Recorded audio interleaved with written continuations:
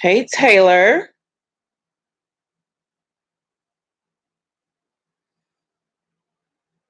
Hey, Melinda, Kendra, Tracy, Siobhan,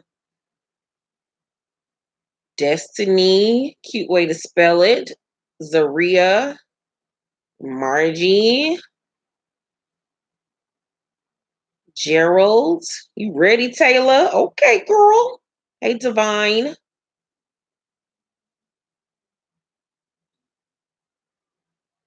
Sorry I'm a little late, you guys. Hey, Tracy.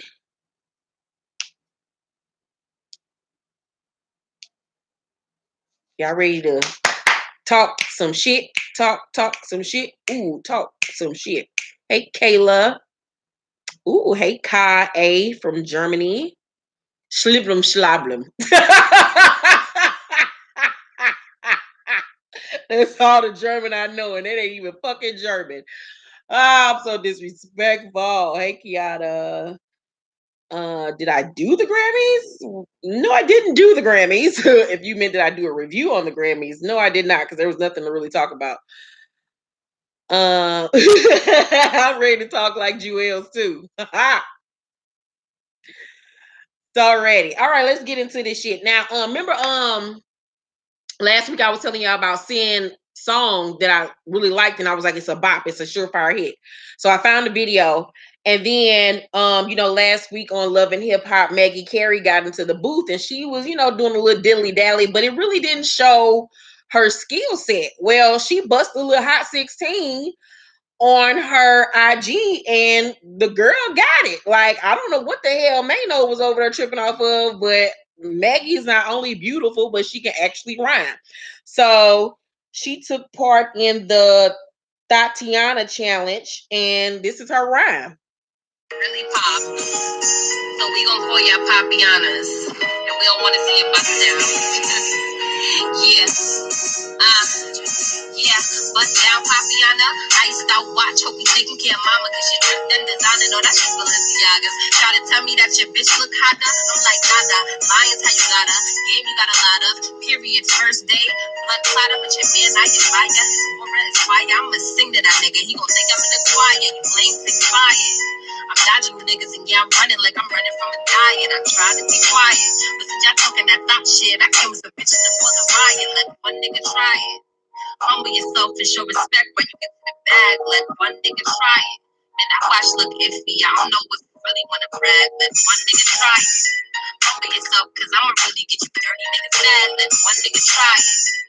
I mean, do I really have been doing this, Tatiana? She did that. I was like, get it, girl. All right, Mickey. So then I found, like I said, the Sin song. So here's Sin song. I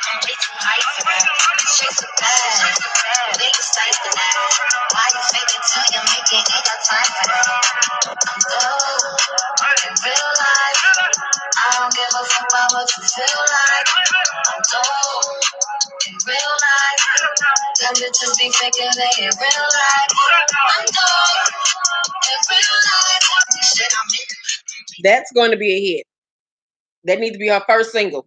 All the girls gonna be singing it this spring and summer.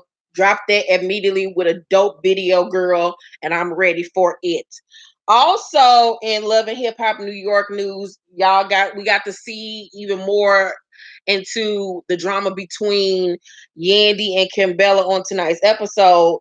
But this week, somebody posted, I don't know what comment section or where this was at, but somebody said to Kimbella, so what you gotta say now, Kim? I see Yandy. This was with Yandy out there, protesting and stuff like that. So Kimbella responded to the person and said, LOL, we all see her broadcast. I just hope something actually gets done for these inmates, and she's not doing this because of what aired on Monday night. Her subliminals are whack as fuck. After I had her in my wedding, I'm just as confused as everyone else at me about her recent post after we discussed what we said in Costa Rica. I never spoke about her child. I spoke about her in particular doing shit for social media for a good look. Is she doing this for me, social media, or the right reasons? Because that caption above sounds like it's for me. Let's just pray for these inmates. So she thinks that everything, once again, that Yandy is doing is fraudulent. So we'll get into that once we get into this review. Let me take a little sip of water. I'm quite parched.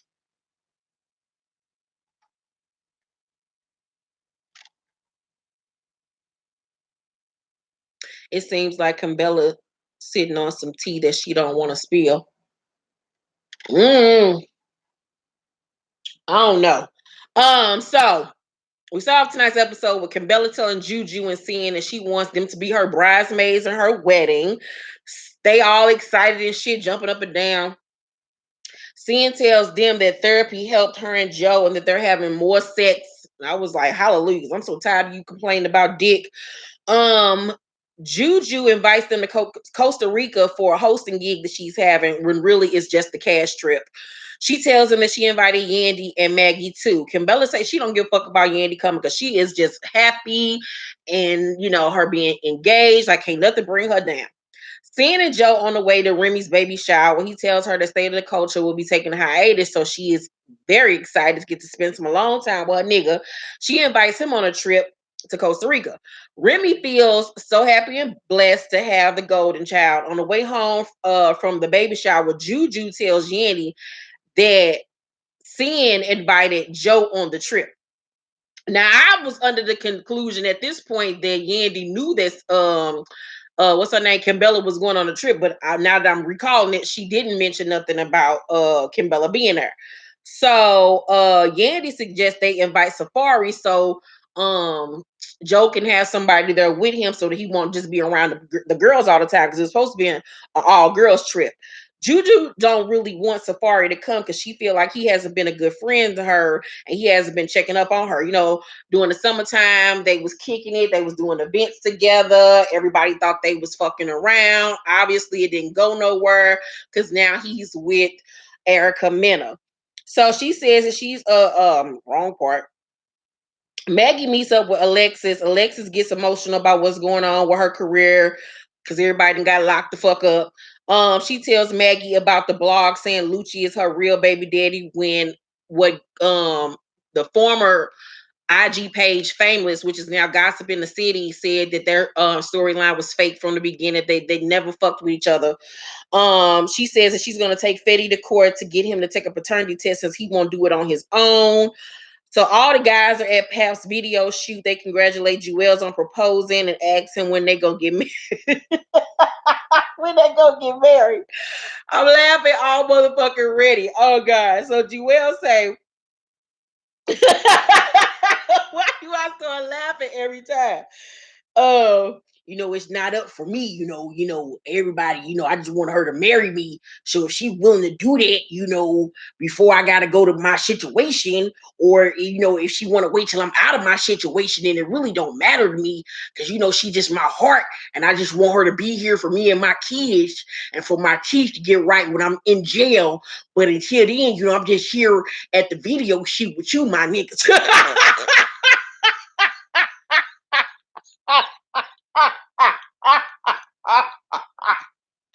Like, how does she sit up there and talk to this nigga when he talk like an old man with no teeth? Like, how does she sit there and have a real live conversation with this nigga? I'd be like, if you don't get your ass out my face, nobody want to marry you.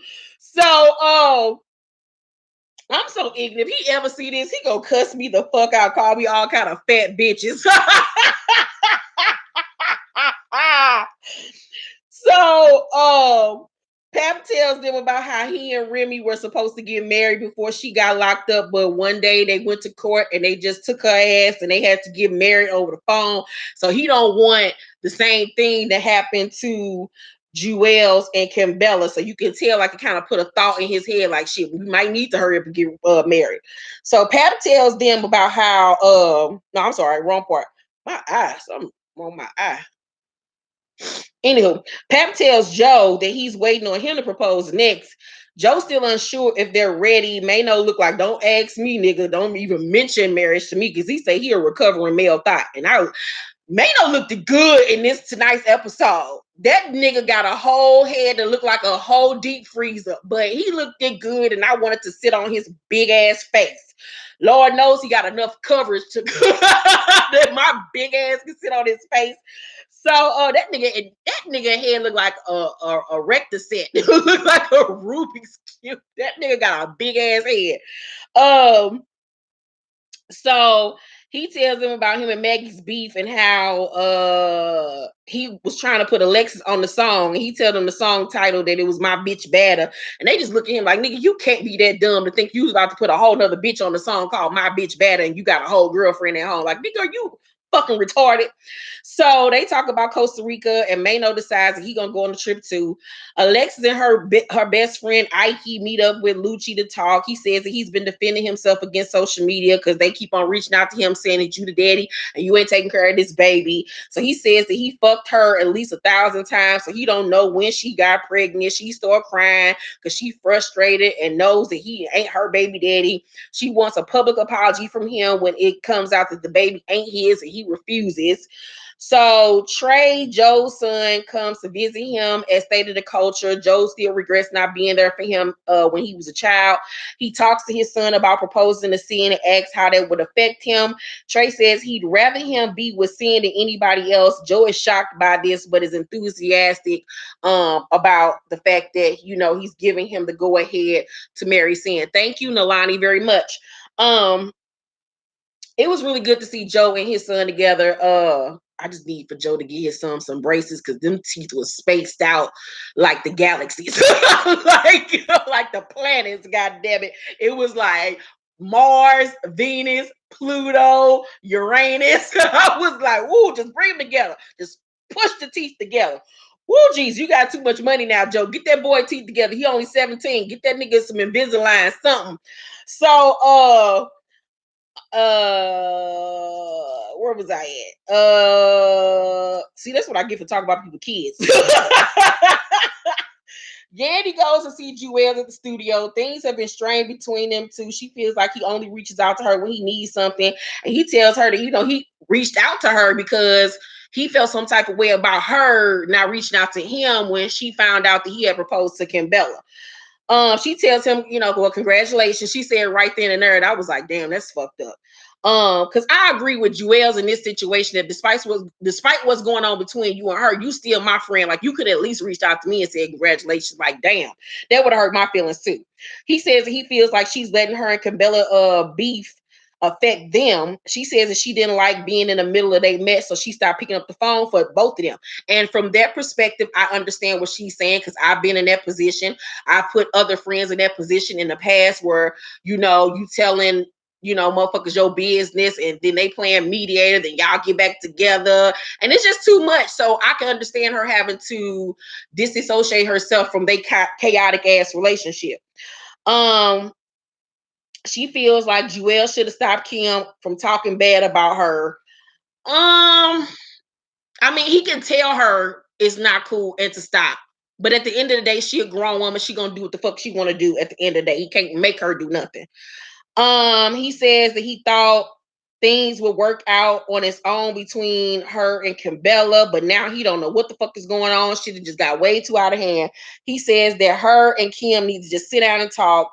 Jewel say, you know, it's baffling to me, you know, that they can't really just sit down like woman to woman and talk like sisters and fix this, you know, and just keep it pushing because I'm about to go to jail and I can't really be mediating this shit no more. You know, I ain't gonna even take my teeth in there with me. So how the fuck I'm able to get these two bitches together?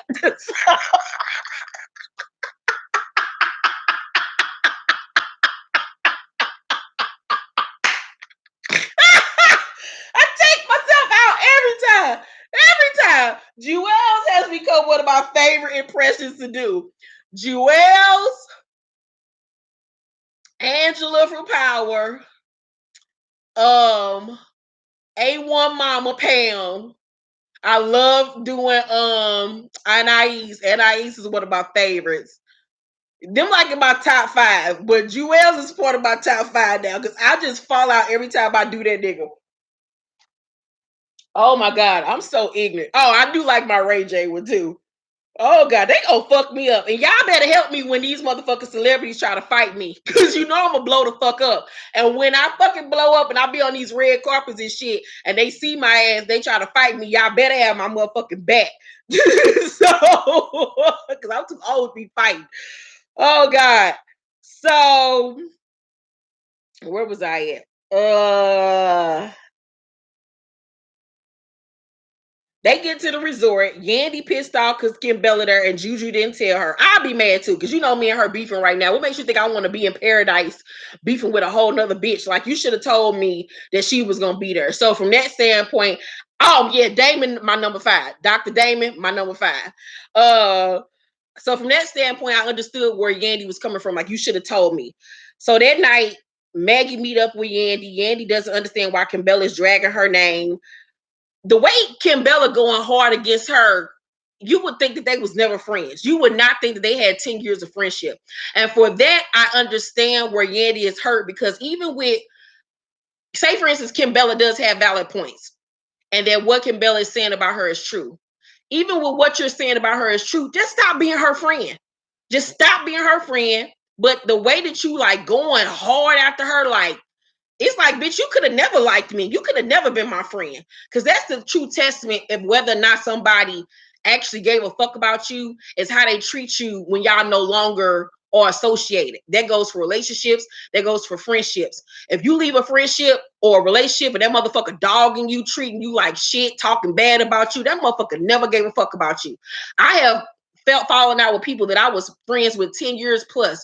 I ain't never said a bad word about the motherfuckers because I genuinely was their friend when I was their friend. Well, if you break up with somebody or you stop being friends with somebody and they going around telling your business to people, spraying, you know, all your tea you told them, they was never your fucking friend to begin with. So the way Kim Bella acting, it got me like side-eyeing her because like she not saying nothing bad about you, which make you look even worse. You know what I'm saying? It's just making me look at her like, okay, even if you do have valid points, you look stupid. Like you look like vindictive. You looking like a bitch. You looking like a hater. Um, so Maggie tells her how Jonathan told her how Kimbella and Morale were dogging her at the vineyard, saying that she's faking a cloud chaser, even down to her adopting that little girl Infinity. And you could tell like Yandy was hurt by that, Like that really fucked her up. And that would fuck me up too. So Yandy said, so I'm gonna bring a whole child into my house and around my kids for clout. Like, am I that shallow? I'm supposed to be like that shallow of a person. Like, really? I'm spending money to take care of a child for clout. That don't even make fucking sense. So Yandy is hurt and want to go home. Juju come down and Yandy confronts her about not telling her Kimbella was there. Juju said she thought they could all just talk their problems out. Yandy tells her what Kimbella said about Infinity. Yandy say that means what kind of mother am I to the 2 other little ones that I have in my house? Juju says no, it don't. And I'm like, yes, the fuck it does. Because if you're saying that I'm such a shallow ass person that I'm going to foster a child just for publicity, just for sympathy from the public, then that means that you're basically saying I don't even invest that much into my own goddamn kids. That what I had kids just for a look too. Like it don't like I would be offended on all types of levels. So I understood where Yandy was coming from. Yandy goes off and just say she just ready to go home. Like she done, she just want to take a flight home. And I understood where she was coming from in that instance. So that was that episode. And yeah, that was it. I give the episode in all. It was a pretty boring episode, to be honest with you. This whole season of New York, even though I love the fact, and I've said this already, that it's so reality based and it's not so scripted like it used to be, it has been boring. It really, honestly, has been boring, and it's been sad. Like there hasn't been any funny moments, no sexy moments, no scandalous moments, no like over the top, like what the fuck was that moments. Like it's just missing the little. I wish that they could have incorporated some of the old with some of the new. We want the real, but give us a little ratchet. You gotta throw some ratchet up in there because this is what love and hip hop has been made. So this episode, I give it an F. it really wasn't nothing to it. It was just like watching a vlog. Like, I give it an F. I give it an F. Give it an F. Yeah. So I'm about to log back on for my Love and Hip Hop Miami review, you guys. So sit tight, and I will be right the fuck back.